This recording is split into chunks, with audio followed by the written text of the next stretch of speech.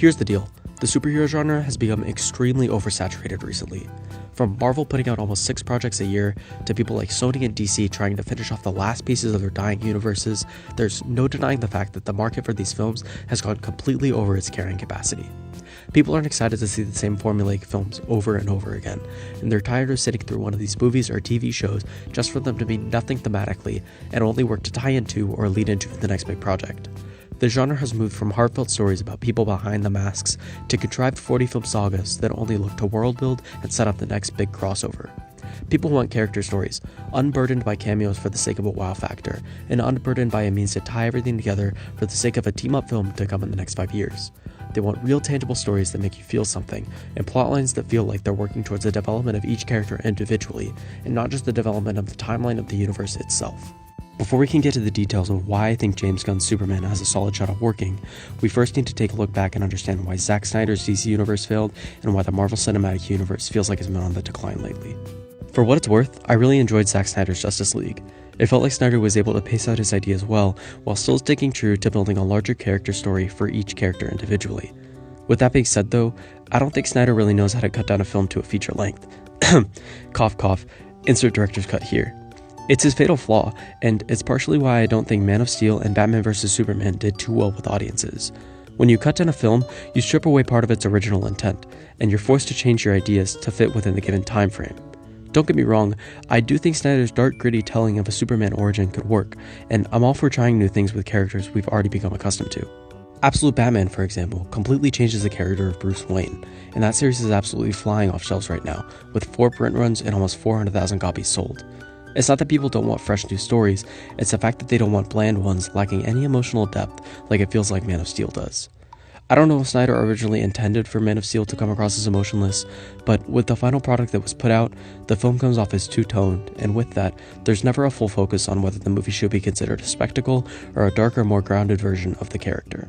Funnily enough, I do think 4 hours might be the perfect runtime for a Snyder film, as a lot of these issues could probably be solved by looking deeper into each character individually and then pulling everything together under the same tone. Gunn's Superman won't have to deal with many of these issues though. James Gunn has proved on multiple occasions that he can stay true to source material, not that it's a bad thing to deviate from it, with his Guardians trilogy and with his other Suicide Squad film. All 4 of these films were critical hits, and they all had consistent themes, character through lines, and emotional stakes that almost anybody could attach themselves to. And from what we've seen from the Superman trailer footage so far, we look to be getting a film about the essence of what Superman is truly about: hope. From the soundtrack taking inspiration from the original film theme, to a comic-accurate Crypto, to vibrant colors, to a geeky, clumsy Clark, to a loving romance between Lois and Clark, this film screams everything the Superman originally stood for, and when you imagine the character from memory alone, this trailer brings that thought directly to life. That's just looking at Superman from a character standpoint alone, but as a whole, the superhero franchise, especially with Marvel, isn't doing as well as it used to. Deadpool and Wolverine and Spider-Man No Way Home were both huge successes for sure, but the Marvels, the Eternals, Ant-Man and the Wasp: Quantumania, and Shang-Chi are all unfortunately 4 of the lowest performing MCU films of all time. And this sucks, because I really liked most of those movies for what they're worth. I'm a sucker for an action movie with cool characters and fun surprises, but that's not what general audiences want anymore. They want strong storytelling, deep character motives, tense stakes, and films that don't feel so disconnected from the rest of the universe around them. The Eternals, for example, had a film in 2021, and only now, 4 years later, are we revisiting Tiamat in Captain America: Brave New World. This compulsive need to tie everything together somehow, while still having a world so large that none of it builds on each other, has set the MCU up for failure for the longest time, and that's where today's superhero fatigue has set in.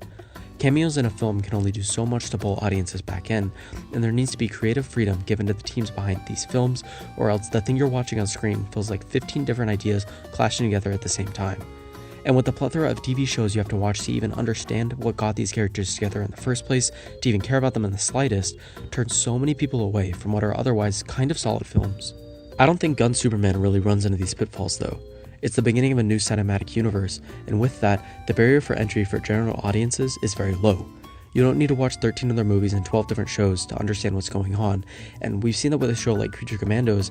Gunn knows how to drop you in the middle of a story, giving you very little knowledge about the greater surroundings, and slowly guide you to love and care for each of his characters. I don't think DC will ever have this issue of trying to fit everything together, because at the end of the day, the people behind these projects just want to make a special character-driven story that weaves everything together through happenstance and well-thought-out direction rather than forced additions to an already completed script. Gunn has stated on multiple occasions that DC Studios won't greenlight a film until a completed script has landed on their table and it's a product they'd be happy putting out. Whereas Marvel works with stories already in mind, and then has people take over and write them, Gunn and DC are working to take the stories first, and then work to build a greater world around them. Without stories that people care about, connectivity in a greater universe mean nothing, as the stories surrounding them already alienate audiences.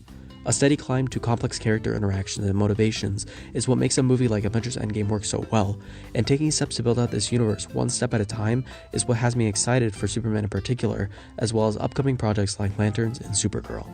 Gunn clearly has a plan, and with him knowing he has to stick the landing with this film in particular, I'm almost positive Superman can work and help redefine what it means for a superhero story to have heart.